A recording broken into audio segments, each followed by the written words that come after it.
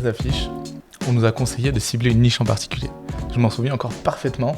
La personne qui me parlait de ça m'avait parlé de camping et ça m'avait complètement frappé. Je m'étais dit putain, mais c'est vraiment trop bien de réfléchir comme ça. Il s'était dit je vais cibler les campeurs et il proposait que des produits en rapport avec le camping et j'avais trouvé ça vraiment hyper intéressant. Et je m'étais dit qu'on pourrait partir sur des séries et des films. À l'époque, j'avais l'impression que j'avais trouvé une véritable niche et maintenant avec le recul, je me rends compte que c'est pas du tout vrai. Et un jour, on se balade, on passe chez une pote. Et elle nous fait découvrir le cyanotype. Elle en a au mur, on trouve ça dingue, et on tombe complètement fou amoureux de ce procédé. J'ai oublié de vous expliquer ce qu'est le cyanotype.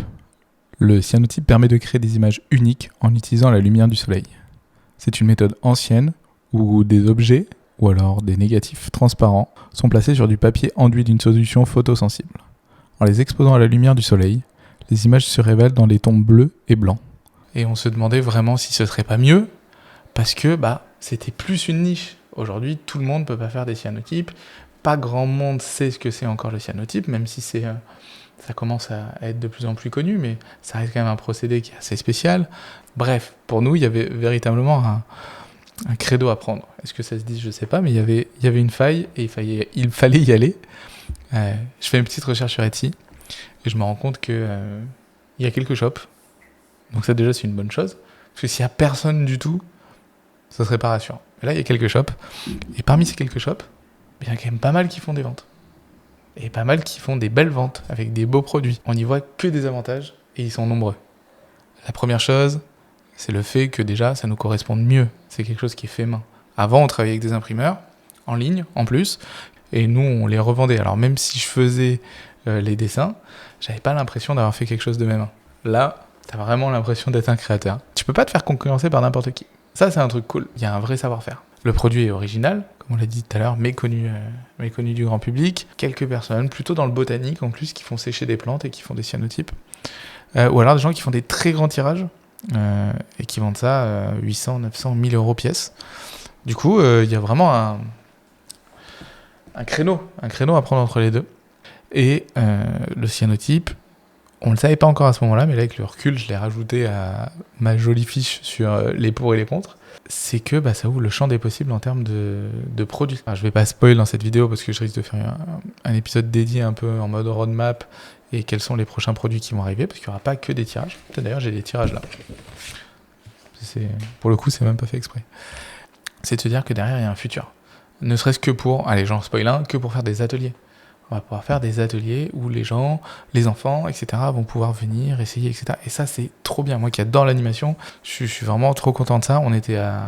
On s'en doutait pas du tout.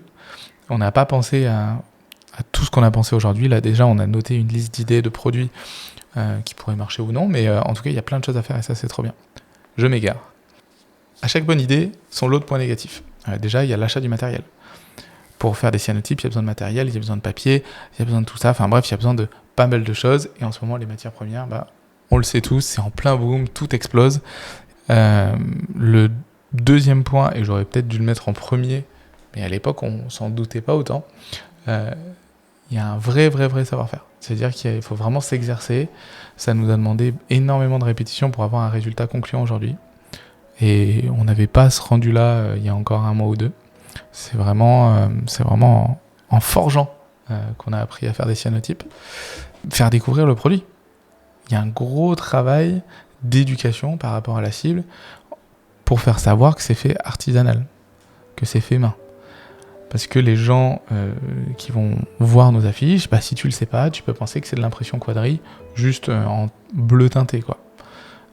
Donc il y a un vrai travail à faire sur ça, il y a une vraie communication. Par exemple, quand on a fait des marchés de Noël la première année, on n'a pas fait de démonstration.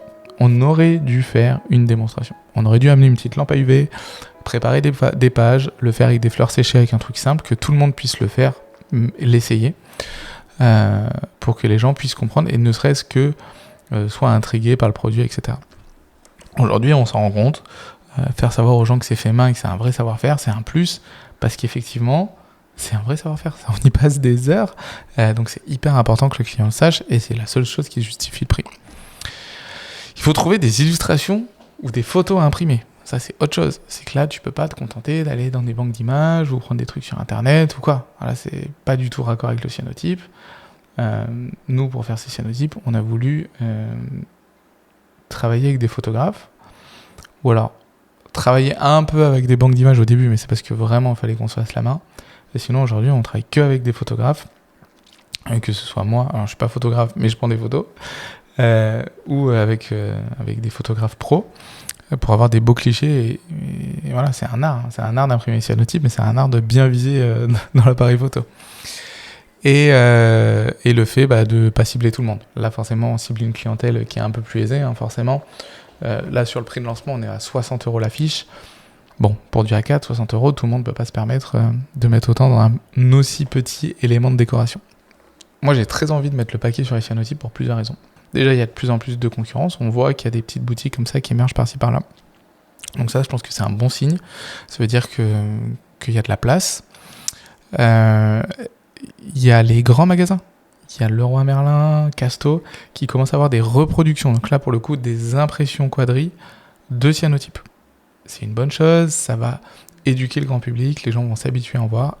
Et le dernier truc qui me donne envie de mettre le paquet sur les cyanotypes, c'est l'analyse Google Trend. Vous savez, le truc Google qui nous permet de voir si un mot-clé a été recherché, à quelle fréquence, dans quel pays, etc.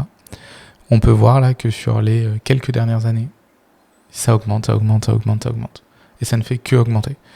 Et là, dans les 10 dernières années, il y a une fois où ça a été un peu plus haut que ça. Et le reste du temps, ça a été encéphalogramme plat. Et là, après, depuis 4 ans, là, boum, ça monte. Donc ça, c'est un super indicateur, je pense. Et ce que j'aime, c'est que malgré que l'indicateur soit à la hausse, les gens ne savent toujours pas ce que c'est. Dans nos familles, dans nos proches, etc. Tout le monde découvre quand on en parle. Donc, je pense que les deux... Alors peut-être que je me trompe, et là, s'il y a des experts de l'entreprise... et de comment bien choisir sa niche, peut-être que vous me direz, mais j'ai l'impression que si les gens ne sont pas encore totalement au courant, mais que d'un autre côté, il y a une demande qui est de plus en plus forte, il y a des chances que ça se démocratise. Dans un prochain vlog, j'aimerais te montrer les différentes étapes de création d'un cyanotype, que ce soit avec moi derrière le PC, au moment où on crée les négatifs, jusqu'au moment où c'est imprimé, tiré à la main, etc., préparation, comment on applique le produit sur les feuilles, etc. Voilà, donc tout ça sera dans un prochain vlog. En attendant, take care. En attendant, take care. Et en attendant, take care. En attendant, take care. Et en attendant, take care. Voilà, j'essaie de trouver une fin. C'est pas mal de dire take care à la fin. Moi j'aime bien, ça colle bien avec mon temps.